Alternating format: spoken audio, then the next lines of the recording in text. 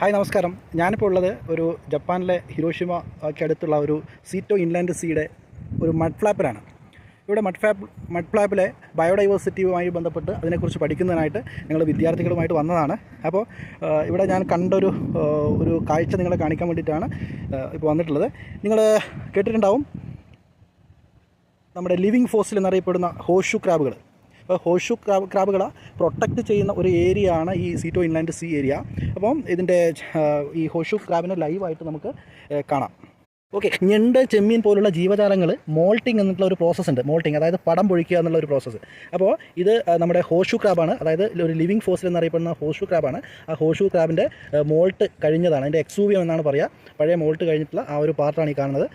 Malt കഴിഞ്ഞ് ഇതിൻ്റെ ആ പഴയ കാരപ്പൈസ്, ആ പുറന്തോട് ഊരിക്കളഞ്ഞിരിക്കുകയാണ്. അപ്പോൾ ഇത് തമ്മിലുള്ള വ്യത്യാസം നമുക്ക് നോക്കാം.